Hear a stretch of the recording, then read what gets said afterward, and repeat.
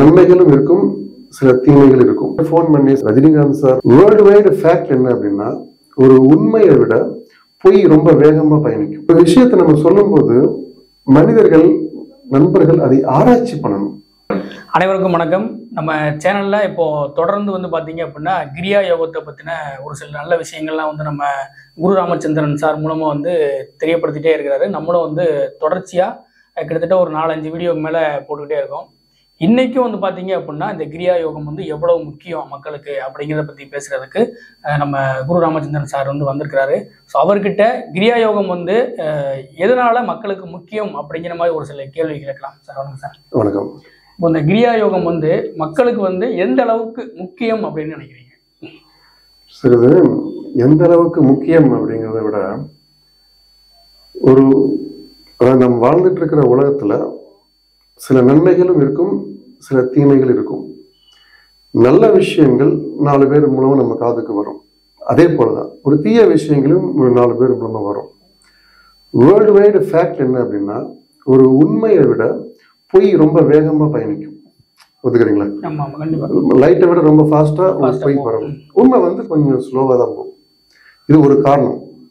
ரெண்டாவது, மக்கள் தொடர்ந்து ஒரு ஒரு ஏமாற்றத்தையே பார்த்துக்கிட்டு இருந்த மக்கள் தான் இன்னைக்கு டேட்ல அதிகம். அப்ப அவங்களுக்கு நம்ம ஒரு விஷயத்த கொண்டு போய் சொல்லும் பொழுது அவங்களுக்கு புரியாது. சரி, இவங்களுக்கு புரியல அப்படிங்கிறதுக்காக நம்ம விட முடியாது. இது நமக்கு கொடுத்த வேலை அது கிடையாது. புரியாட்டாலும் நம்ம ஒரு அண்ணனோ தம்பியோ நம்மளுடைய குழந்தைகளோ அவங்களுக்கு நம்ம எப்படி பக்குவப்படுத்தி எடுத்து சொல்லுவோம், அந்த மாதிரிதான் சொல்ல வேண்டும். அதுதான் கிரியா யோகியினுடைய கடமை. நான் 2 தடவை சொன்னேன், அவங்களுக்கு கேட்கல, புரியல அப்படின்னு நம்ம விடக்கூடாது. சொல்றது நம்மளுடைய கடமை. ஃபாலோ பண்றதுங்கிறது அவர்களுடைய அது கர்ம வினை தான். கடவுள் எப்பவுமே நேரா சொல்றது கிடையாது. ஒருவர் மூலமாக வரும் மெசேஜ் தான். இது ஒரு 2வது காரணம். 3வது, ஒரு விஷயத்தை நம்ம சொல்லும் போது மனிதர்கள், நண்பர்கள் அதை ஆராய்ச்சி பண்ணணும். இந்த மாதிரி ஒரு விஷயம் இருக்குதா, கிரியா யோகம்னா என்ன? இப்ப எல்லாருக்குமே இப்ப புதுசா இந்த வீடியோ பாக்குறவங்களுக்கும் என்ன நினைப்பாங்கன்னா, அது எப்படி இந்த கிரியா யோகம் பண்ணா பிபி குறையும், ஒரு கொஸ்டின் மார்க் வரும். அப்ப என்னன்னா, நமக்குள்ளேயே அதாவது கேள்வியை நம்மளே கேட்டுட்டு பதிலையும் நம்மளே சொல்லிட்டு அப்படியே விட்டுட்டு போயிடுவாங்க. அது அவங்களுக்கு வேலை செய்யாது. அப்ப கிரியா யோகம்னா என்ன அப்படின்னு இப்ப எனக்கு இதே கேள்வி வரும்பொழுது நான் இவ்வளவோ புத்தகங்கள் ஆராய்ச்சி பண்ணணும். நிறைய ஃபவுண்டேஷனை கான்டாக்ட் பண்ணி பேசணும். எவ்வளவு சொல்லி கொடுப்பீங்க, இதோட ஃபீஸ் என்ன? சில பேர் டிராவல் பண்ணி டெல்லிக்கு வாங்க, பாம்பேக்கு வாங்க, கல்கட்டாக்கு வாங்க, சென்னைக்கு வாங்க. அப்ப சொல்லும் போது ஓகே, அப்ப வேண்டாம், நம்மளால அவ்வளவு தூரம் பயணிக்க முடியாது. அப்ப சில பேர் 2 நிமிஷம் பேசும்போது அதை பத்தி அவங்க சொல்ற அந்த விஷயங்கள் நமக்கு புரிய வரும். இல்ல கிரியா யோகம் அப்படின்னு என்ன அப்படின்னு நம்ம ஒரு புக்ல பார்க்கும்போது நமக்கு தெரிய வரும். ஸோ அப்ப இதெல்லாமே ஒரு மனிதனா பிறந்து நமக்கு 6வது அறிவு எது கொடுத்துருக்குன்னா அந்த அனாலிசிஸ் பண்றதுதான். அது ஒரு ரீசன். இதை மக்கள் பண்றது கிடையாது. 2வது, பொதுவாக ஃபார்வர்டு மெசேஜஸ். ஒரு பொதுவாக இந்த யூடியூப்ல வர்றத ஒருத்தர் பார்ப்பாங்க, அவங்களுக்கு பிடிச்சிருக்கும், அதை என்ன பண்றது, உடனே ஃபார்வேர்டு. நானே என்னையே எடுத்துக்கிறேன்னா, ஃபார்வேர்டு அப்படின்னா டைட்டில் பார்ப்பேன். ஃபார்வேர்டட் மெனி டைம்ஸ் அப்படின்னா நான் அந்த மெசேஜ் பார்க்க மாட்டேன். அதையே மீறி ஒரு 2 நிமிஷம் பார்க்கும்போது தெரிஞ்சிடும், ஓகே இதுல என்ன இருக்கு அப்படின்னு. அப்ப இந்த மாதிரி அந்த ஆராய்வு அப்படிங்கிறது, ஒரு அனாலிசிஸ் அப்படிங்கிறது மக்கள்கிட்ட குறைஞ்சிக்கிட்டே வருது. காரணம், இதை பார்க்கறத விட நான் என் வேலையை செய்வேன் அப்படிங்கிறது. ஏன்னா நான் முதல்ல சொன்ன மாதிரி ஒரு நெகட்டிவான விஷயங்களையே மக்கள், நெகட்டிவோ ஒரு பொய்யான விஷயங்களையே மக்கள் பார்த்து ஒரு எது உண்மை அப்படிங்கிறது தெரியாம போச்சு. இது ஒரு ரீசன். ஒரு 4வது ரீசன் என்னன்னா, ஒரு முயற்சி செய்து பார்க்கணும். எதுவுமே நான் போன வீடியோல சொல்லியிருந்தேன், பிபி அப்படிங்கிறது 100க்கு 100 நார்மல் ஆகும். இன்னைக்கு செஞ்ச நாளைக்கு ஆகுமான்னு ஆகாது. நம்ம மக்களுக்கு எல்லாமே அதுதான் ஃபாஸ்ட் ஃபுட். உடனே அப்படி கொடுத்து கேட்ட உடனே தீர்வாயிடும். அதுக்கு அவங்க போறது இங்கிலீஷ் மெடிசன் போகணும். அதனால இங்கிலீஷ் மெடிசனை குறை சொல்லலை. ஒரு ஆங்கில மெடிசன் பவர்ஃபுல்லான ஒரு 20 மில்லிகிராமோ 50 மில்லிகிராமோ அவங்க போட்டாங்கன்னா அந்த பிபி அப்படிங்கிறது 200ல இருந்து 120க்கு ஒரு 10 நிமிஷத்துல வரும்.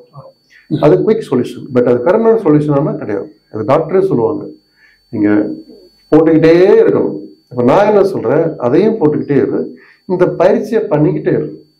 அந்த 80 மில்லிகிராம் போட்டவங்களுக்கு ஒரு 2-3 மாசத்துல நீங்க 40 மில்லிகிராமுக்கு குறையும். அப்ப முயற்சி நாம எடுக்கணும். அடிஷனல் நம்ம என்னன்னு பாத்தீங்கன்னா, ஒரு இடத்துல நான் போய் இது பண்ண போறேன், எனக்கு இதுக்கு ஒரு 25,000 செலவுன்னு வச்சுக்கோங்க. மக்கள் அதை தான் விரும்புறாங்க.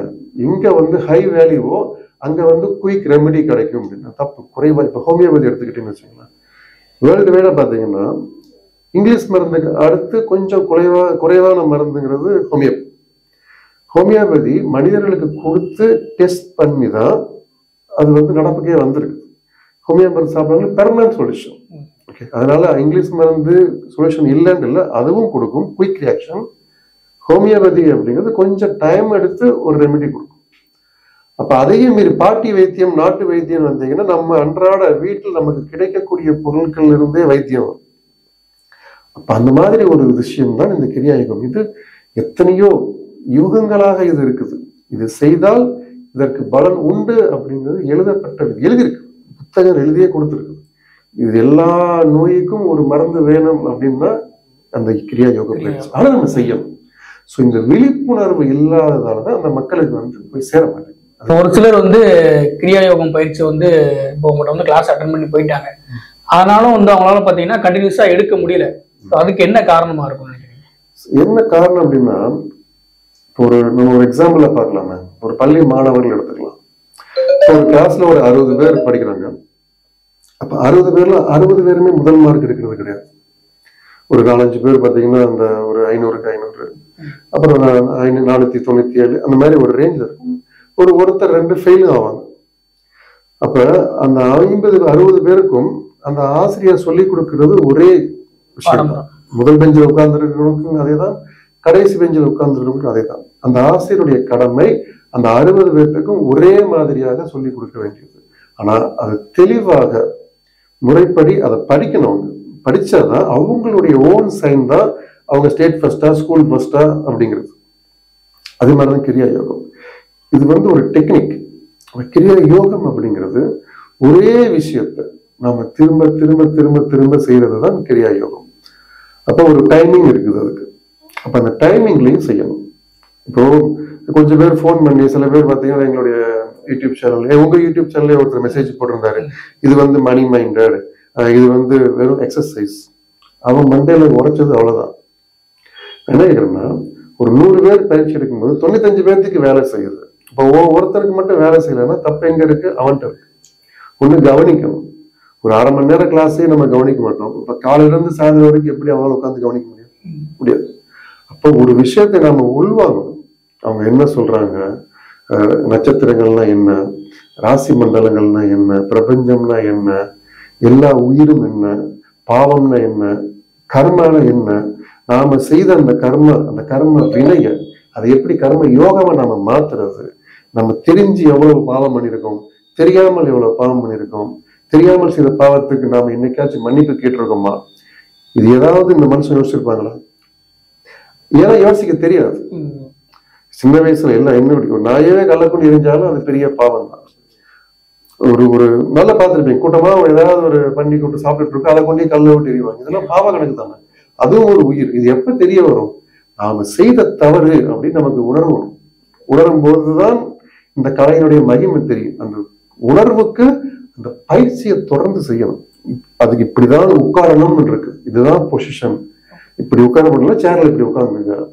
இந்த பயிற்சி நம்பர் 1, முதல் பயிற்சி செய்யும் போது நம்ம எதை யோசிக்கணும், 2வது பயிற்சி செய்யும் போது நம்ம என்ன சிந்திக்கணும், 3வது பயிற்சி செய்யும் போது நம்ம எதை பத்தி அந்த எந்த உடம்புல இருக்க எந்த பாடி பார்ட்டை நம்ம சிந்தனையில் வச்சிருக்கணும்.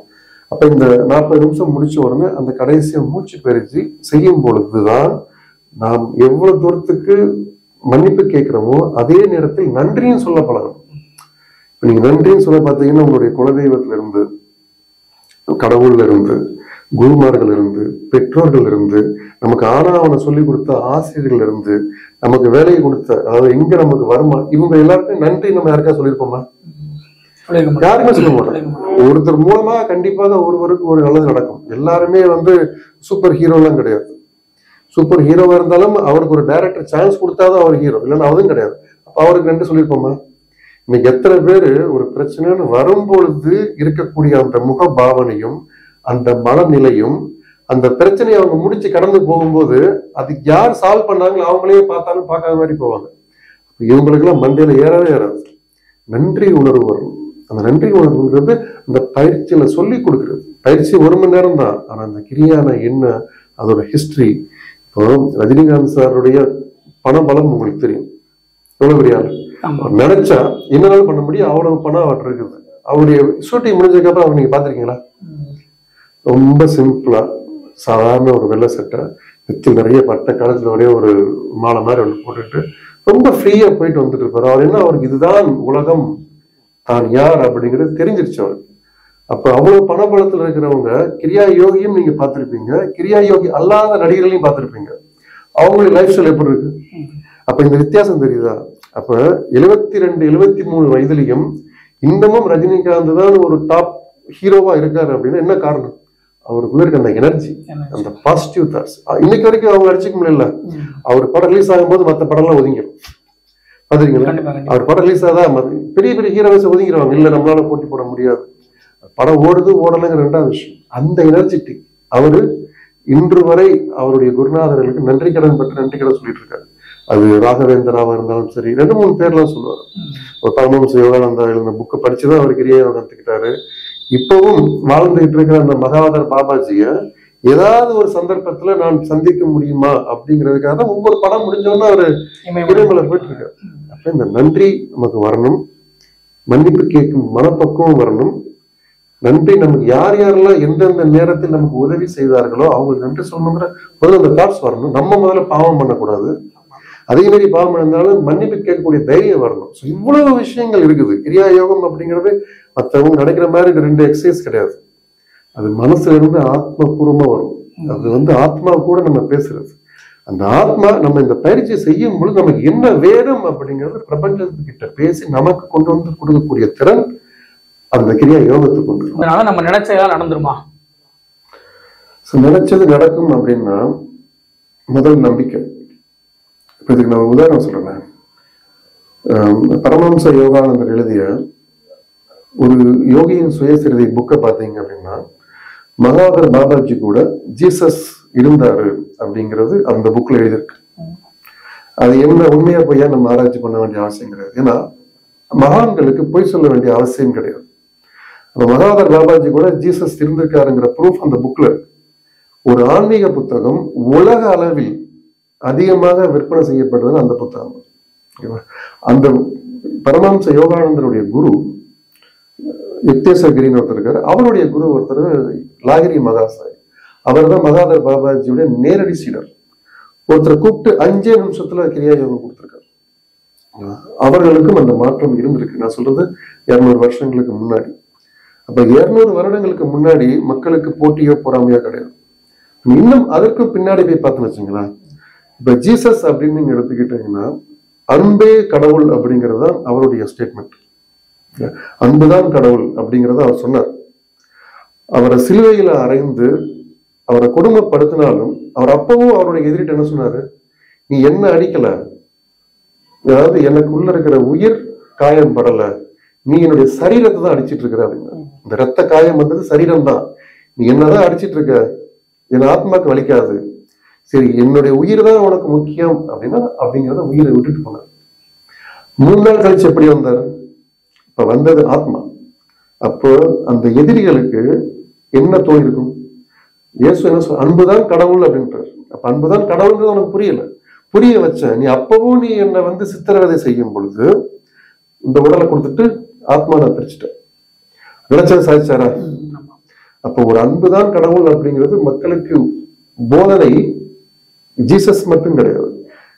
ஒரு உண்மையை உணர்ந்த மனிதர்கள், அது எந்த குருவாக இருந்தாலும் சரி, ஒரு உண்மை இதுதான் வாழ்க்கை, இதுதான் பிறவி, ஆத்மா அழிவில்லாதது, ஒரு உடல் அப்படிங்கிறது ஒரு சட்டையை கழட்டிட்டு மாத்திர மாதிரிதான் உடல். அப்ப ஆத்மாவுக்கும் உடலுக்கும் என்ன சம்பந்தம்?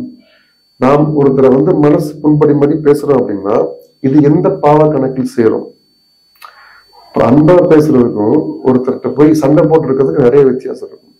அப்படி அது எது நிஜம்? அன்பு. சண்டை போடுறது தேவையில்லை. அவன் ஒருத்தர் கத்துறதால அவனுடைய உடம்பை அவனே தாழ்த்தி கொள்கிறான், அவனே கெடுத்துக்கான அர்த்தம். அப்ப இது நாள்பட இது என்ன சொல்றாங்கன்னா பல யுகங்கள். அது ஏன் மக்களுக்கு இன்னமும் போய் சேரல அப்படின்னா அந்த அறம் வழி வாழ்பவர்களுடைய எண்ணிக்கை குறைந்து கொண்டே வருது. ஒரு மனுஷன் இப்படி இருக்கான்னா இவன் கஷ்டத்தையே அனுபவிக்கணும், இவனுடைய பிறவியை இவன் முடிக்க கூடாது அப்படிங்கிறது தான் அவன் மண்டையில் எழுதி வைக்கப்பட்டது. அதையே மீறி ஆம் இனிமேல் நான் தவறு செய்ய மாட்டேன், நான் செஞ்ச தவறு நான் மன்னிச்சுக்கிறேன் அப்படிங்கிறவங்களுக்கு தான் இந்த மாதிரி ஒரு கிரியா யோகம் அப்படின்னு ஒண்ணு இருக்குதுன்னே அவங்க காதுல வரும். உலக மக்கள் தொகையில 1% மக்கள் தான் இந்த கிரியா யோகம் என்ன அப்படின்னு படிச்சிருக்காங்க. 1% மட்டும்தான். 1% தான். அப்ப மிச்சவங்க இன்னமும் பொருள் சார்ந்த உலகத்தை தேடி தேடி தேடி தேடி தூக்கம் இல்லாம, நிம்மதி இல்லாம, ஆரோக்கியம் இல்லாம அவங்க உலகத்தை சுத்தி சுத்தி பொருளை தான் சேர்க்கிறாங்களே ஒழிய நமக்கு என்ன வேணும், நம்ம ஆத்மாக்கு என்ன வேணும் அதுங்கிற அந்த உணர்ச்சி, அந்த புரிதல் இல்லை. அப்ப நீங்க கேட்ட கேள்வி, இது நினைத்ததை நடத்தி கொடுக்குமானா கண்டிப்பாக நடத்தி கொடுக்கும். இது நமக்கிட்ட ப்ரூஃப் இருக்கு. வீடியோஸ் நம்ம கந்தகுரு ஃபவுண்டேஷன் அப்படிங்கிறதுல ஒரு நம்மளோட யூடியூப் சேனல்ல அனுபவங்கள் எடுத்தவங்க பேசியிருப்பாங்க. நான் நினைச்சேன் சார், இது செஞ்ச நடந்துச்சு. இது நானே சொல்லியிருக்கேன் என்னோட அனுபவங்களை. நான் நிறைய பேர் டூர் அவங்கள்ட்ட காமிச்சேன் பார்த்தீங்களா, ஆந்திர பிரதேசங்க அங்க இருந்து வந்து நம்மகிட்ட கத்துட்டாங்க, கர்நாடகால இருந்து வந்து நம்மகிட்ட கத்துட்டு இருக்கிறாங்க, துபாயில 2-3 ஃபேமிலிஸ் கேரளாவை சேர்ந்தவங்க கத்துட்டு இருக்கிறாங்க, ஒரு குஜராத்தி கத்துட்டு இருக்காரு. நானே லைவ் டிரான்ஸ்லேஷன் கொடுத்தவர். அவருக்கு கிரியா யோகம்னா என்னன்னு தெரியும், கத்துக்கணுங்கிறது தெரியும், மொழி தெரியாது. எங்க குருஜி சொல்லிக் கொடுக்குற தமிழ், அவருக்கு ஹிந்தி, நான் டிரான்ஸ்லேட் பண்ணி சொல்லி கொடுத்துருக்கேன். அதை செஞ்சுக்கிட்டு இருக்காரு அவர். நம்ம குரூப்ல பார்த்தீங்கன்னா ரீசெண்டா தெலுங்குல மெசேஜ் வரும், மலையாளத்துல மெசேஜ் வரும். என்னுடைய வருத்தம் என்ன அப்படின்னா, ஒரு ஈரோடு மாவட்டத்துல இருக்கிற ஒரு கந்தகுரு ஃபவுண்டேஷனுக்கு அவங்கள பத்தி, அந்த குருவை பத்தி தெரிஞ்சுக்கிட்டு கேரளால இருந்து, கர்நாடகாவில இருந்து, ஆந்திர பிரதேசல இருந்து, குஜராத்ல இருந்து, வெளிநாடுகள்ல இருந்து இவ்வளவு பேர் வந்து கத்துக்கிட்டு இருக்காங்களே, இது நம்ம மக்கள் ஏன் இதை கத்துக்கிட்டு பயன் அடைய மாட்டேங்கிறாங்க அப்படிங்கிற ஒரு மன வருத்தம் தான். அதனாலதான் திருப்பி திருப்பி நான் முதல்ல சொன்ன மாதிரி, ஒரு குழந்தைக்கு, ஒரு சின்ன குழந்தைக்கு நல்லதை சொல்லி கொடுக்கும் போது நாம் பெற்றோர்களாக மாறணும். அதுதான் நம்ம திருப்பி திருப்பி சொல்றோம். செஞ்சீங்கன்னா, ஹிஸ்டரிய சொல்றேன், ஒரு 4 கோடி 5 கோடி கடன் பட்டவர்கள்லாம் ஒரு ஃபேக்டரியிலே மூடணுங்கிறவங்கலாம் அந்த கடன்ல அடைச்சு வெளியே வந்திருக்காங்க. ஒரு காலேஜ்ல வேணுங்கிற அட்மிஷன் கிடைக்காதவங்க, அவங்க தொடர்ந்து ஏதாவது ஒரு ரூபத்தில் அந்த உதவி உங்களுக்கு சேரும். ரொம்ப முடியாம இருந்தேன் சார், என்னால கீழே உட்கார முடியாது, இந்த பயிற்சி செஞ்சதுக்கு அப்புறம் நான் நிம்மதியா இப்போ அண்டர் வந்துட்டு இருக்கேன். இதே சேலம் மாவட்டத்துல இருந்து ஒருத்தர் நடக்க முடியாம தவழ்ந்து கிளாஸுக்கு வந்தேன், நான் பேர் சொல்ல விரும்பல. இன்னைக்கு அவர் திரும்ப நடக்கிறார். ஏன்னா அந்த பயிற்சி செய்யறதுதான், செய்யணும். நம்ம செய்யாம நான் இப்படியே உட்கார்ந்துருப்பேன்னு முடியாது. இது எல்லாமே உண்மை, இது நடந்திருக்கு. இந்த கமெண்ட்ல சொல்லுவாரு பாத்தீங்களா, அதே தான் திருப்பியும். நடக்கல அப்படின்னா தப்பு அங்கதான் இருக்கு. கத்துக்கிட்ட ஒரு வித்தையை தெளிவாக செய்யணும், முறைப்படி செய்யணும். சந்தேகம்னா கேட்கணும். சந்தேகம் கேட்கறதுக்கு நிறைய பேர் கூச்சப்படுவாங்க. இப்ப காமிச்சேன் பாத்தீங்களா, 60 வயசு அவரு 3 நாள் தொடர்ந்து சந்தேகம் கேட்டாரு, சந்தேகத்தை நிவர்த்தி பண்ணோம். இன்னைக்கு தம்ப பதில் சொல்லாரு, சார் என்னால முடியுது. அப்ப நமக்கு என்ன வேணுமோ நம்ம தான் கேட்கணும். இப்ப நான் சொன்ன இந்த எல்லா அந்த உதாரணங்களும் நம்ம ஃபவுண்டேஷன் இருக்கிறாங்க. சார் நான் படிச்ச MBBS போவோம் சார், அதுக்கு உண்டான வேலையை நான் முயற்சி எடுத்து படிச்சுட்டு இருக்கிறேன். MBBS ஜாயின் பண்ணியிருக்காங்க திருநெல்வேலி மெடிக்கல் காலேஜ்ல. பயிற்சி, ஏன்னா அந்த பயிற்சி செய்ய செய்ய செய்ய நம்மளுடைய கான்பிடன்ட் லெவல் கூடிக்கிட்டே போகும். அது கூடிக்கிட்டே போகும்போது நமக்கு என்ன வேணுமோ அதை அடைந்து கொள்ளக்கூடிய, இல்லை அதை நடத்திக்கூடிய அந்த ஒரு ஆற்றல் நமக்கு வரும். நினைச்சது நடக்கும். ஆனா நம்ம செய்யணும். நான் எதுவுமே செய்ய மாட்டேன்னா நடக்கும். அதனால இது பெரிய பயிற்சி. இது காலங்காலமாக ஒரு மறைத்து, இன்னைக்கும் எந்த ஒரு புக்லயுமே இந்த கிரியா யோகம் அப்படிங்கிறது இதுதான் செய்யணும், ஸ்டெப் 1, ஸ்டெப் 2, ஸ்டெப் எங்கேயுமே கிடையாது. வருடம் பாத்தீங்கன்னா இது குரு வழியாத்தான் வந்திருக்கு. ஒரு குரு சீடர்கள் சொல்லிக் கொடுக்க முடியும். அந்த சீடர்கள் தான் வருங்காலத்தில் குருக்களாக மாறி அவர்களுடைய சீடர்களை சொல்லி கொடுத்துட்டு இருக்காங்க. இது குரு வழி, நல்லவர்களுக்காகவே கிடைக்கணும் அப்படிங்கிறது. ஆம், நான் நல்லவன் அப்படிங்கிற ஒரு உணர்ச்சி வரும் பொழுது இந்த மாதிரி வீடியோ எல்லாம் அவங்க பார்க்கும் பொழுது போய் அட்டன் பண்ணுவாங்க. அட்டன் பண்ணுனா அவங்களுடைய லைஃப் மாறும். நான் நிறைய பேர் பார்த்திருக்கேன். இது ப்ரூஃப் இருக்குது. இது சயின்ஸோ ஆன்மீகமோ எதுனாலும் பேசிக்கலாம். ஆனால் இதுதான் உண்மை. இதுக்கு உதாரணம் கடவுள்ல இருந்து, ஜீசஸ்ல இருந்து, முகமது நபில இருந்து, இன்றைய காலத்துல மகாதர் பாபாஜி வரைக்கும் வாழ்ந்துட்டு இருக்கு. எல்லாருமே இதற்கு உதாரணம். காரணம், நல்லதை தேடி படிக்க மாட்டோம், ஒரு தீயதை தேடி அதுக்கு பின்னாடியே மக்களுடைய எண்ணங்கள் அலைந்து கொண்டே இருப்பதால் தான் நல்ல விஷயங்கள் காதுக்கு ரொம்ப லேட்டா போகுது. அதான் ஆராய்ச்சி பண்ணணும். பண்ணா அவங்களுக்கு இந்த லைஃப்ல மாற்றம் கிடைக்கும் கண்டிப்பா. இப்ப அடுத்த கிளாஸ் எங்க? இப்போ நாளை கழிச்சு 25ஆம் தேதி சனிக்கிழமை மீராமால் நடக்குது. என்ன சொல்ல அப்படின்னா, ஒரு மருத்துவத்துக்காக ஆவரேஜா பாத்தீங்கன்னா ஒரு குடும்பத்துல ஒரு 50,000 இருந்து ஒரு 1,00,000 ரூபாய் வரைக்கும் செலவாகுதா இல்லையா? ஆமா கண்டிப்பா. நான் என்ன சொல்ல, இந்த பயிற்சியை கத்துக்குங்க. பேரால நீங்க மருந்தும் சாப்பிடுங்க, செஞ்சுக்கிட்டே வாங்க, மருந்துக்கு குட் பை சொல்லுங்க. அப்ப உங்களுக்கு அந்த 50,000 சேமிப்பு தானே இருக்குன்ற ப்ரூஃப். நாளைக்கு ஒரு சேலத்துல இருந்து ஒரு ஆள் வர்றாங்க, திருச்சியில இருந்து 2 பேர் வர்றாங்க, பல்லடத்துல இருந்து ஒருத்தர் வராங்க. இவங்க எல்லாமே ஏன்னா இப்ப கோயம்புத்தூர்ல 10ஆம் தேதி கிளாஸ் இருக்குது. 10ஆம் தேதி வரைக்கும் வெயிட் பண்ண முடியாது, ஏன்னா விஷயம் தெரிஞ்சு விட மாட்டேங்கிறதுக்காக அவங்க வர்றாங்க. நாளைக்கு கோயில்பட்டி அங்கிருந்து வர்றாங்க, நீங்களே பார்க்கலாம். அப்ப ஏன் இதற்கு முக்கியம், அந்த விஷயம் தெரிஞ்சவங்களுக்கு அந்த முக்கியத்துவம் தெரியுது. தெரியாதவங்க அந்த கமெண்ட் போட்ட மாதிரி ஒரே ஒரு அந்த குண்டு சட்டிக்குள்ள குதிரை ஓட்டிக்கிட்டே உட்கார்ந்து இருப்பாங்க. ஏன்னா அவங்களுக்கு விதிக்கப்பட்ட விதி அதுதான். கலையவே கத்துக்கிட்டாலும் சொல்லுவாங்கல்ல, பிச்சைக்காரனுக்கு என்ன வர வேணும்னாலும் தங்கத்தட்டுல பிச்சை தான் எடுப்பாங்க கடைசி வரைக்கும். அவனுக்கு அதை பிடிச்சி முன்னேறி வரணுங்கிறது தெரியாது. அது கத்துக்கணும். இப்ப வேற சனிக்கிழமை மீராமால வச்சிருக்காங்க செண்பகவல்லியம்மன் கோயிலுக்கு பின்னாடி நிறைய பேர் வருவாங்க, வந்து பயன்பெறலாம். நீங்களும் வாங்க. ஸோ கிரியா யோகம் நீங்களும் பயிற்சி எடுக்கணும் அப்படின்னு நினைச்சீங்க அப்படின்னா நாளை கழிச்சு நம்ம செண்பகவல்லியம்மன் கோவிலுக்கு பின்னாடி இருக்கிற மீரா கல்யாண மண்டபத்தில் பார்த்தீங்கன்னா நடக்குது. ஸோ அந்த நாள் ஃபுல்லாக நடக்கும். அப்படி தானே? ஒரு டே ஃபுல்லாக நடக்கும். ஸோ கீழே நான் நம்பர் கொடுத்துருக்கேன், அதுக்கு நீங்கள் கால் பண்ணி நீங்கள் புக் பண்ணிக்கலாம். ஸோ கிரியா யோகத்தை பற்றி, அதோடைய முக்கியத்துவத்தை பற்றி ரொம்ப அருமையாக சொன்ன நம்ம சார் குரு ராமச்சந்திரன் சாருக்கு ரொம்ப நன்றி. நன்றி, வணக்கம்.